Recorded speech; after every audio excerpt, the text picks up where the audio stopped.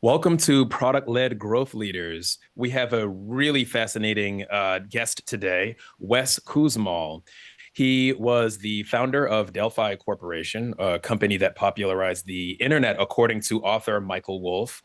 In 1981, he created the world's first digital online encyclopedia. Some of his early innovations served as a precursor for modern online social networks.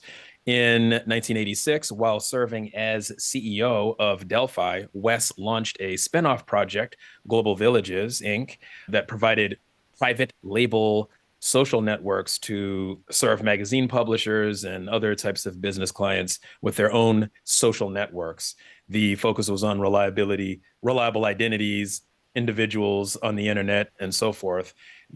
So this started with a technology, the Vivos enrollment workstation. While developing Vivos, Wes began collecting source material for a book about a hypothetical world public key infrastructure built on digital certificates and representing measurable identities with the purpose of bringing authenticity to online interactions. So during this time, Wes was introduced to a group at the ITU, International Telecommunications Union, which was attempting the same idea, a world public key infrastructure.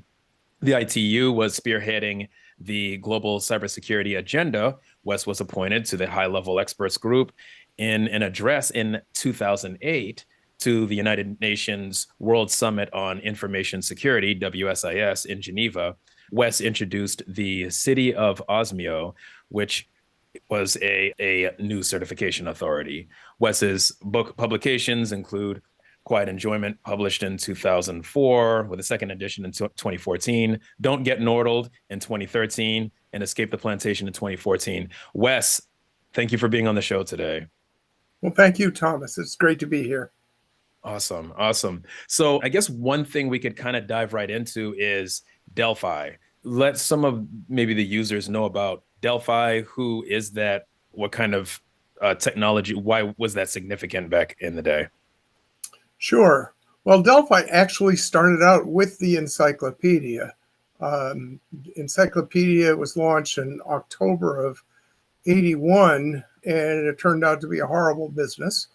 So this was the very time when parents were clamoring to get computer education for their kids, because of course the personal computer was the new thing, and all the classes were filled up. But they discovered that, hey, they could subscribe to this encyclopedia, and we provided unlimited support. So basically, we became, you know, pick up the phone first thing in the morning, and a few hours later, we're still doing computer education to their kids. So we stopped supplying the computer. We had started adding social features, bulletin boards, and of course email and chat rooms and things. And so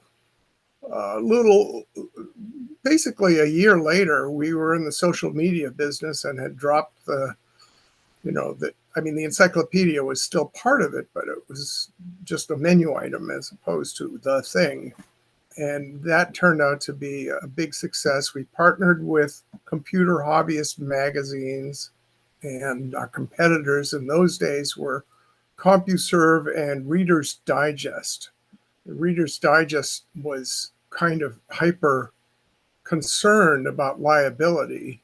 So, for instance, only two people could be in a chat because, they were worried about people, slandering and libeling and things like that.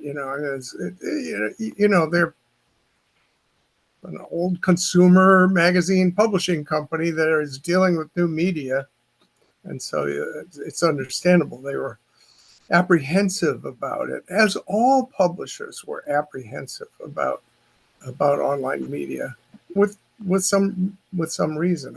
I've often wondered why these owners of reader and advertiser assets don't own Facebook, don't own Twitter. It would only have been natural, but you got 5 hours, we can talk about it.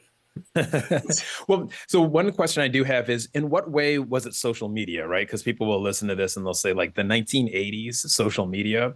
And I think that a lot of the stuff you're talking about is certainly a precursor to that.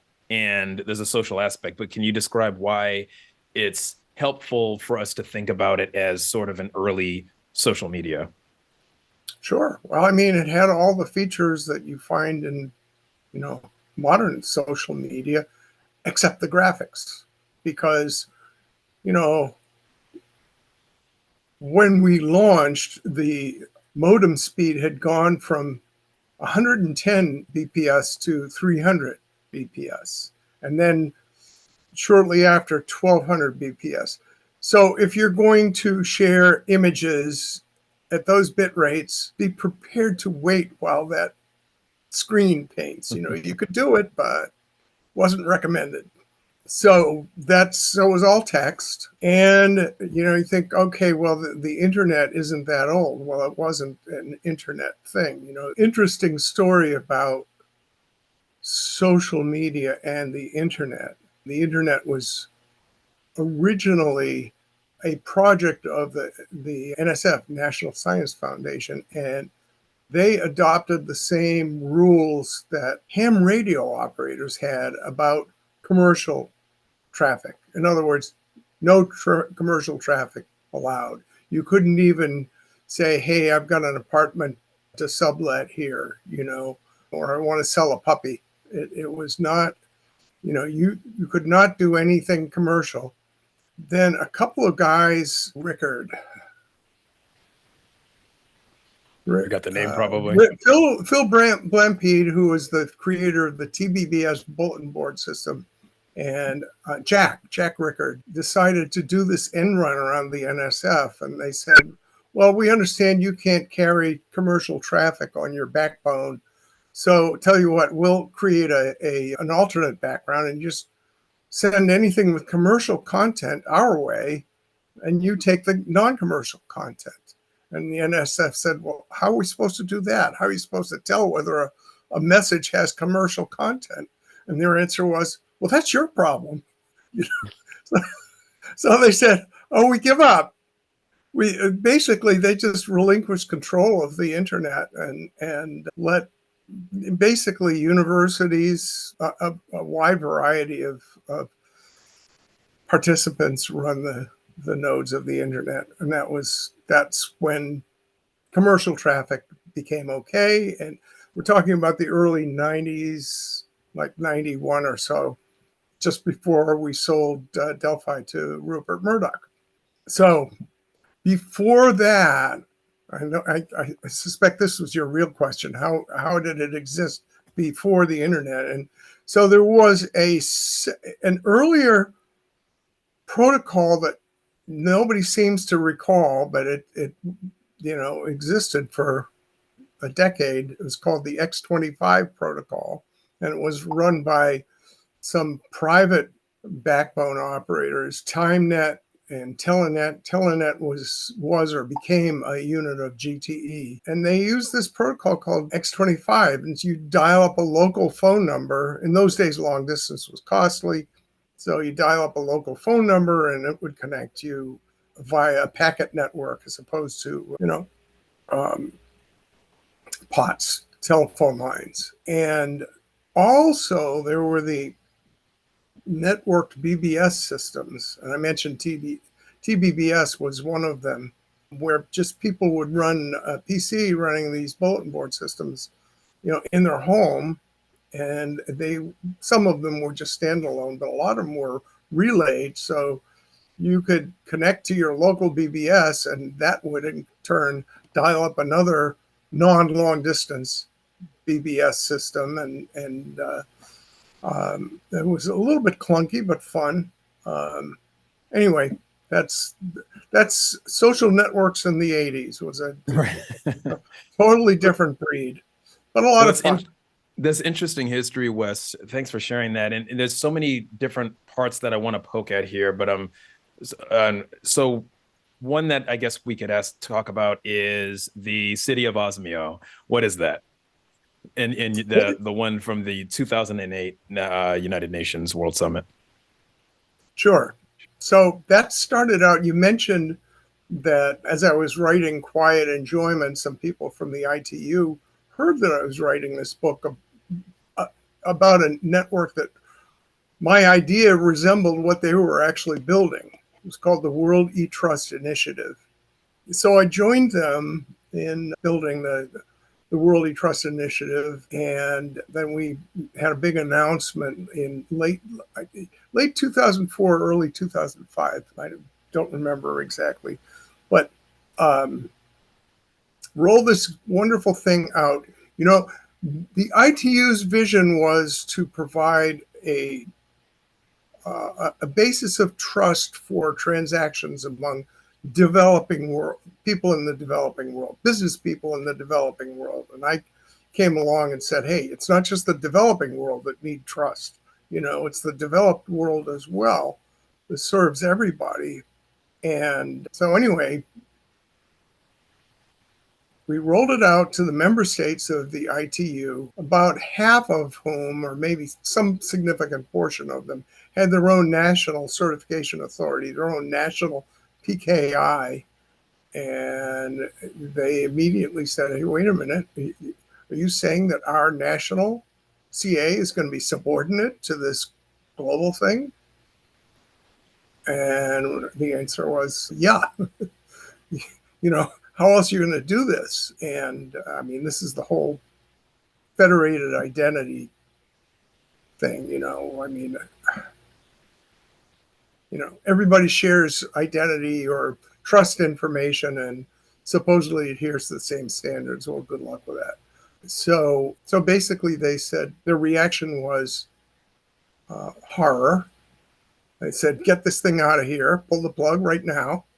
And so the two gentlemen, Alex Natoko and Hamadoun Touré, took me aside and said, we don't want to kill this thing. We don't want to see it die, but the member states set the ITU's agenda. We have no choice, but will you take it? And I said, yes, but I think it should be characterized as a municipality, a source of duly constituted public authority. And here's why, as a computer thing, it's, people can't get their head around it.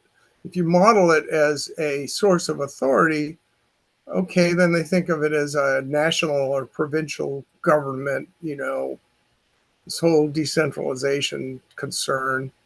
But if you call it a municipality, a city governments tend to be much more approachable than national or provincial governments. You don't have layers of bureaucracy and legislatures and complicated process for getting anything done. You can, because City Hall is right down the street, you can go there and knock on the door of your city council person and get an audience and express your feelings about something. So, and of course, with an online City Hall, it's even more convenient. It's right there on your desktop or in your phone. So anyway, they initially were, I don't know, they weren't totally accepting of the idea, but they warmed up to it. And so on March 7th, 2005, at the ITU's Geneva headquarters, we wrote the municipal charter for the city of Osmio. And of course, the ITU is part of the UN, so Osmio inherits the duly constituted public authority of the United Nations. And I can demonstrate that it's important to me.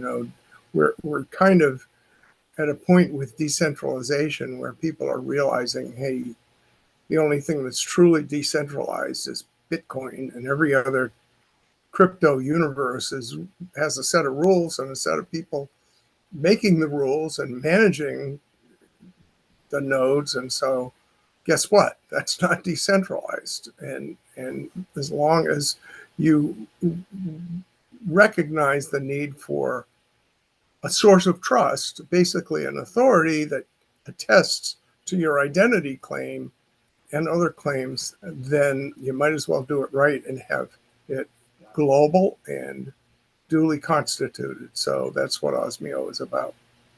Nice. Thank you for that history. Now, what is it that you are building today? Is it related to that or is it something completely different? I'm so glad you asked. It is everything we do is related to Osmio because everything we do, we deliver real privacy, real security, and real accountability.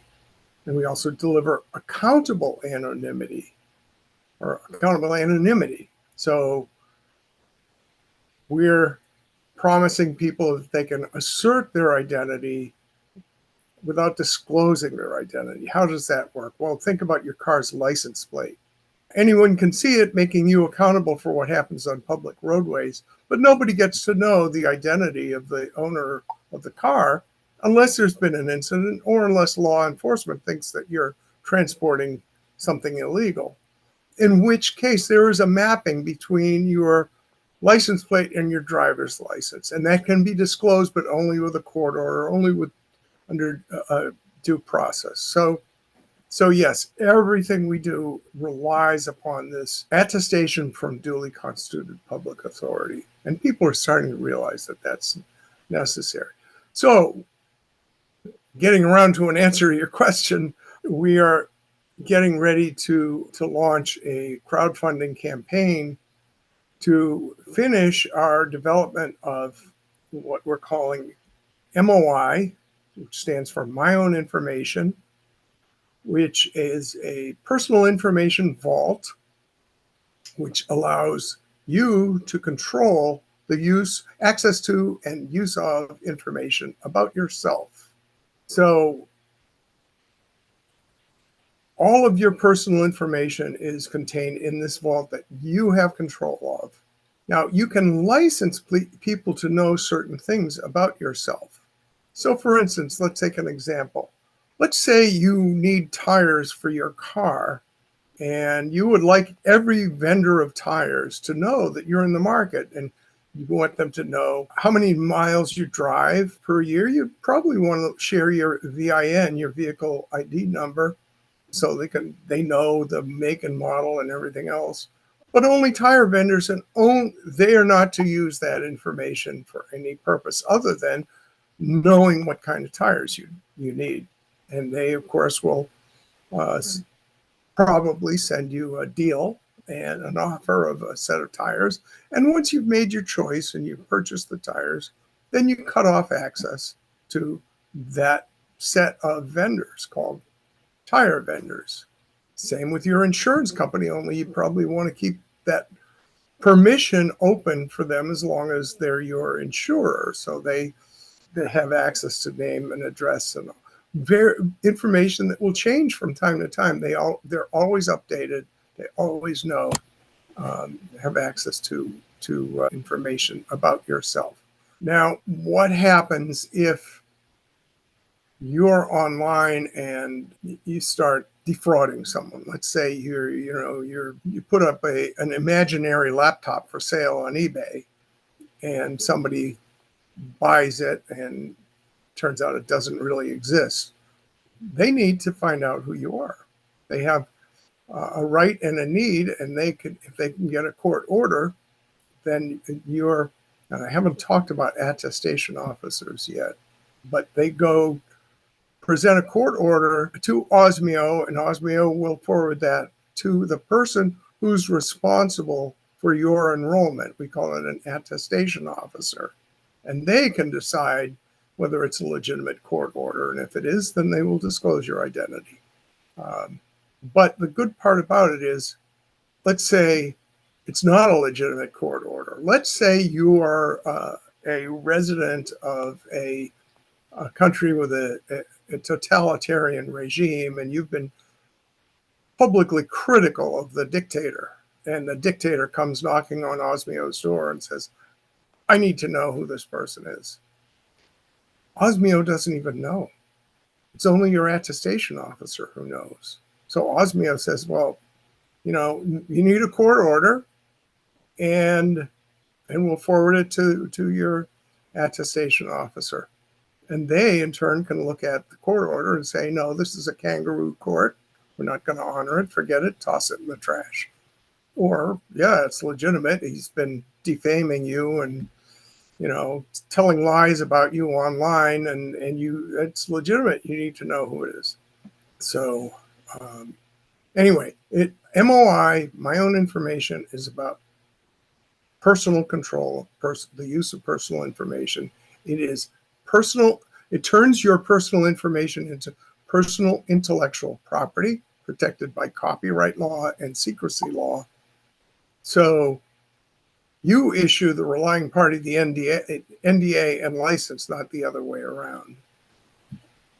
Wes, this is so interesting. And one of the things that jumps out to me as you're talking about this is some of the value proposition reminds me of sort of the blockchain world where there's this kind of like, oh, you'll have privacy. And I don't know if you folks, if you in, are using blockchain in yours, but what jumps out to me is that it's not just value for the individual who doesn't want their identity. Society has some value in this too, because you could catch scammer, with the setup that you just described. Is not just protecting the individual, it's Right. it's the society and the collective group that's chosen to be a part of this is also Exactly. protected. Exactly. So what we often say is we are all relying parties. In IT speak, a relying party is your bank. A relying party is Amazon or some big institution, but the individual isn't thought of as a relying party. Well, absolutely, we're all relying parties. We all rely on claims made by people we encounter online. All these email DMARC, et cetera, schemes for limiting, you know, calling anything from anyone you don't know spam. Well, no, you do encounter people that you haven't met before, and you may want to exchange information with them. You may want to communicate with them. They have something you're interested in. So the system can't be your judge as to who you want to communicate with. Instead, if in our spaces, I mentioned a municipality that serves as the capital of an online continent called Authentiverse. Everybody in Authentiverse has an identity certificate. Everybody is accountable. Anything you do in Authentiverse, you're accountable for what you do, and others are accountable to you. Um, And isn't that the way the world has worked for millennia? There are ways of making ourselves accountable. We have systems and methods of doing that have been developed over centuries, but all of a sudden, when we're talking about the digital universe, all of a sudden it's like, oh, no, we can't use anything from the old world. It doesn't apply. Well, that's absolutely wrong. So, for instance, our indoor spaces, if you go into a building in Authentiverse, it will have an occupancy permit. And that occupancy permit is digitally signed by an architect, contractor, and building inspector. So you know that it's secure, or if not, someone's livelihood is on the line. You're in a building right now. I'm in a building right now. We talk about the information highway. Well, what is a highway but an outdoor public transport system? And then we complain because it's got all these vulnerabilities. Well, what would you expect if you lived in a cardboard box by the side of lived, worked, and kept your files and let your kids hang out in a cardboard box by the side of a highway? Of course, it's not secure, because that's highways are that's the nature of roadways. But how do we typically use highways? We use highways typically to go from building to building. Nothing wrong in the outdoors, but it's suitable. It's suitable for some things and not for others. And you just don't have your meetings in a parking lot by the side of the highway, in a rest area by the side of the highway. You have your meetings in a bounded space called a building. What is a building but a set of accountability spaces? You tend to know who's in a room with you. And that's the purpose of a building, besides giving you a nice climate, and keeping the rain off your head.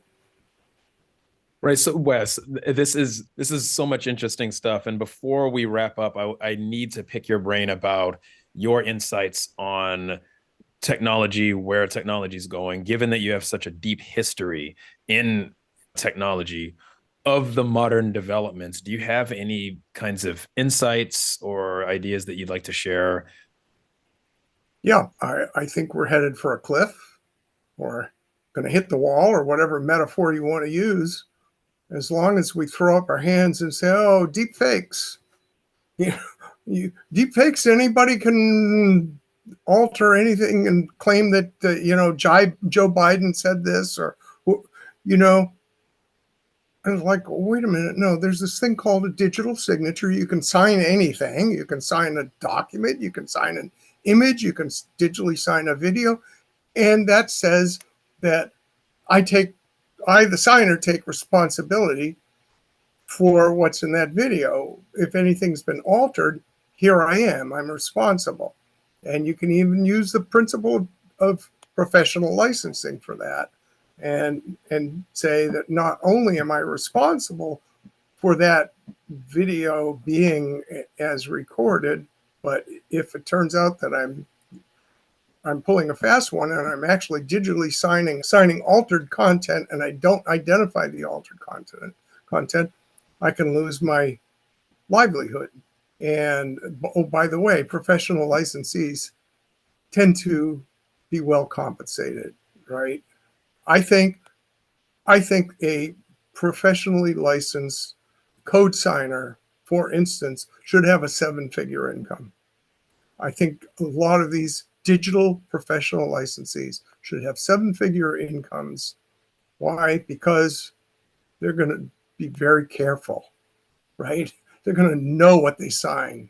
They're going to be very diligent about signing things, because if they get caught, or they're lazy and they sign something they shouldn't have, there goes that seven-figure income. And that's the way it works in architecture. If I'm going to sign that occupancy permit, your building can't be occupied unless I sign it. Well, guess what? That gives the architect a lot of leverage, and that leverage turns into generous incomes for those architects who get the gigs. So where was I? I was wrapping. Oh yes, we're headed for the cliff if we continue to ignore the fact that these systems of accountability are well established in decades past and centuries back. Even PKI itself, asymmetric cryptography, is decades old. It's old stuff. We bring some new stuff to the party, but not that much. Most of it's based on just old principles and old technology. Technology is old, but the innovation is new. Well, Is what bringing it's just saying, wait a minute, bringing occupancy permits and professional licensing to it is that's a new idea. I'm constantly surprised that it's a new idea, because to me it's obvious, you know. But anyway, yes, yeah. unless we bring in systems of accountability, you know, things are going to go from bad to worse. You Wes, know, where can people find out more about you and the projects that you're working on? I think a great place to start is authentiverse.net, and go all the way through to what's called the Authentiverse Visitor Center. And there's some things on the wall that you'll see there, some possibilities. But and we'll you can sign up for our newsletters and email lists. So authentiverse.net. I love it. Sounds great. Well, thank you so much for joining us, Wes Kussmaul, and I hope people find out more about you and your work. Thank you so much for being on today's show. It's my pleasure, Thomas.